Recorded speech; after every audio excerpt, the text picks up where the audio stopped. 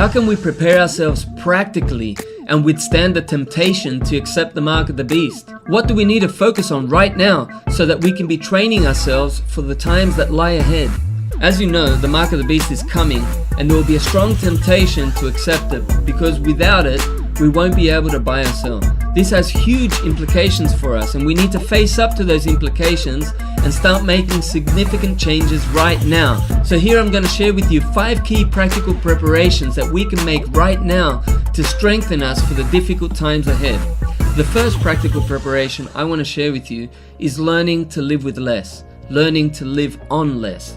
You see, the whole world is constantly heading in the direction of accumulating more stuff. The majority of people on TV, in the magazines, movies, they all promote the idea of endless consumption, to accumulate. The American dream, which is now the entire world's dream, is to have a bigger house, a new car, more clothes in the cupboard. It's always about having and accumulating more for oneself. But Jesus teaches us the opposite. He says, don't store up treasures here on earth, store them up in heaven. So we want to go in the opposite direction to where the world is heading, and we want to learn to live with less. One of the benefits of living with less is that we realize just how much we already have.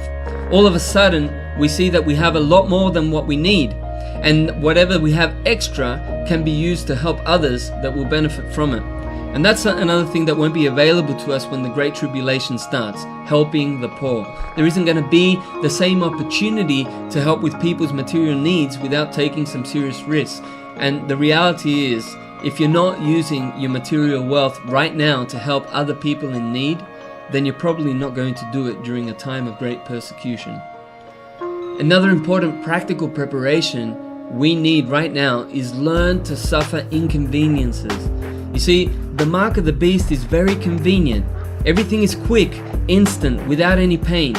And we need to learn to suffer inconveniences if we're going to resist the temptation to accept the mark of the beast.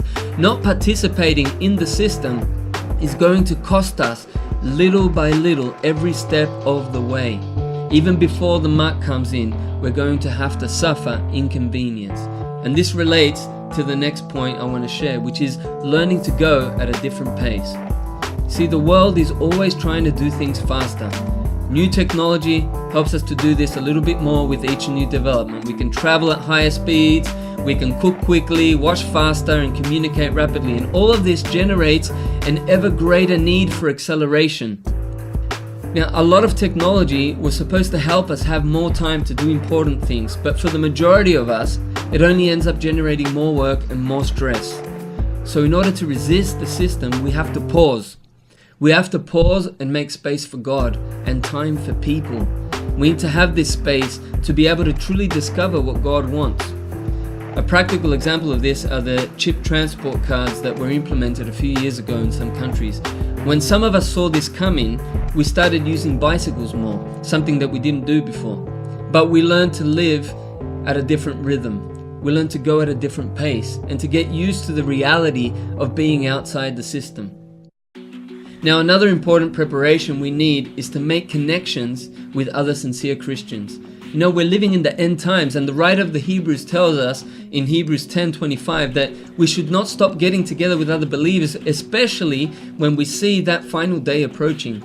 This is the time that we really need to be encouraging and strengthening one another. This is the time we need to be reaching out and finding other sincere Christians. There's so much hypocrisy in the world that we can really feel alone sometimes. And it's easy to feel like no one out there is doing the right thing. But we have to seek, we have to make an effort and connect with sincere Christians. And the best way to do that is to be sincere Christians ourselves. The more sincere we are, the more we're going to attract other sincere people, and the more we're going to repel the hypocrites that don't really want to live the gospel. So we really need to make an effort to find other sincere people.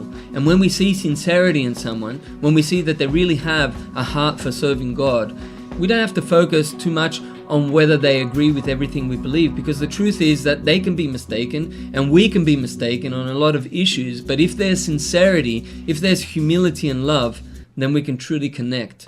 And that's a big problem that we see, that because of pride, there isn't really a sincere connection between Christians. The connections are very superficial. There's a lot of areas of disagreement among Christians, and they don't want to resolve those areas, or they seem too uncomfortable to resolve. And so people just end up going where they feel more comfortable instead of looking for what will really help them grow in their faith. Another practical thing we can do is to start spreading Jesus' message. We want to commit ourselves to living what Jesus said, to go into all the world and preach the gospel to every creature, to make disciples of all nations. And when we do that, we're going to be able to connect with other people. We're going to be able to find the lost sheep, and we're going to start to form communities with those people and strengthen each other for the end times.